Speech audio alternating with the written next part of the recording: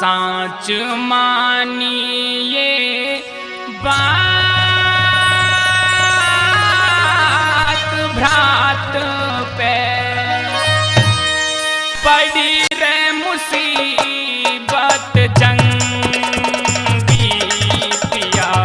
साच मानिए बात भ्रात पे पड़ी रे मुसीबत जंगी पिया साच मानिए बात।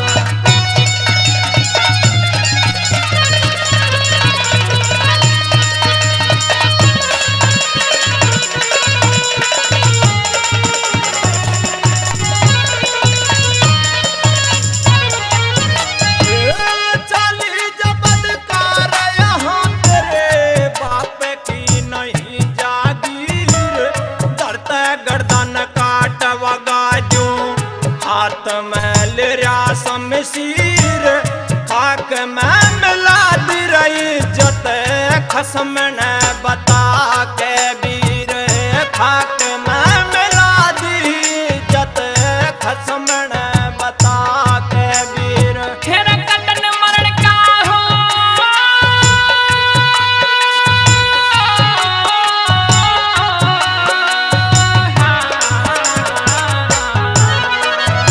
ओने कटन मरण का भय को ना मने बेशक से दे पार पिया डाकुओं ने घेरा भैया मत ना कर लाचार पिया गंगे जैसा भाई मेरा मैं सतवंती नार पिया गंगे जैसा भाई मेरा मैं सतवंती नार पिया। हो मैं सब जानू बदकार जार तू नार नहीं नारंगी पिया साच मानिए बात।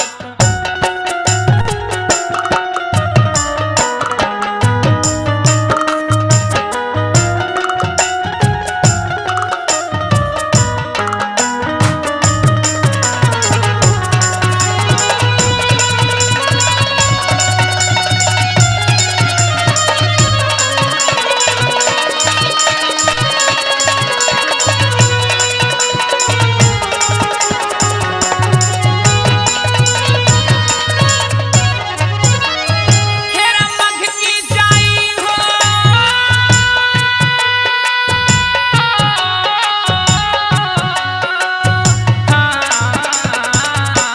हेरा मघ की जाई मर जागी मने माफ ना करे भगवान पवन वेग घोड़ा दौड़ा तीर की बचानी जान जाना दूर समय थोड़ा है पिया ना करे परेशान जाना दूर समय थोड़ा है पिया ना करे परेशान। आप सोवरम महला में डारे मैं सुवावे मन मुसीबत में आज पपन पिया कह बुलावे मन थोड़ा सा जता के प्यार मतलब कूल भावे मन थोड़ा सा जता के प्यार मतलब कूल भावे मन। हो बता बहन भाई का नेक से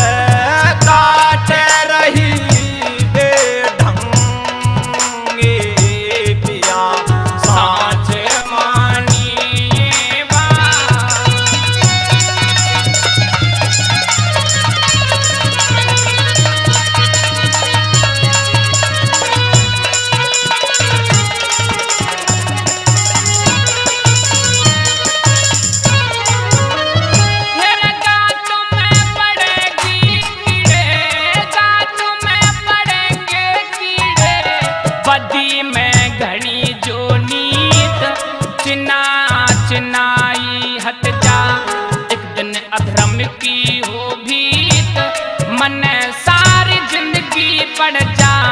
गाने आज मरम के गीत, मन सारी जिंदगी पड़ जा गाने आज मरम के गीत। ये सामने से हट जा पापण, सामने से हट जा पापण,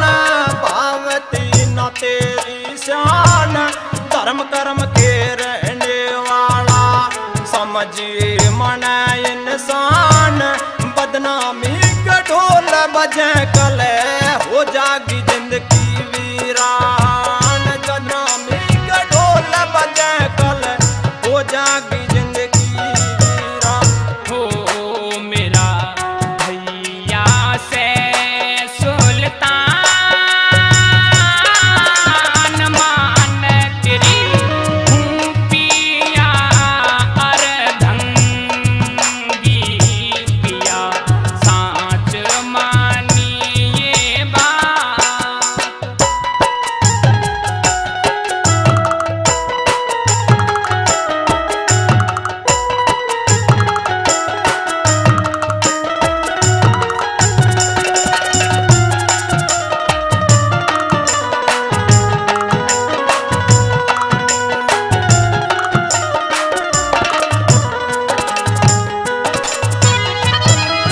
हो मारून जरूरी होगा, मारून जरूरी होगा, केला गढ़ में जाना पिया,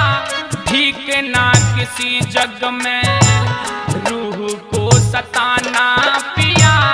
मनसा पाप जगा तेरे यो सहम का उल्हाना पिया, मनसा पाप जगा तेरे यो सहम का उल्हाना पिया। ये नीची गर्दन झुका लई मना, नीची गर्दन झुका लई मना, तन्हाई में घेर लिया के जीना यो भगत सिंह मेरी को इज्जत का ढेर लिया, कहीं भी चली जा पापन मन तेरे समूह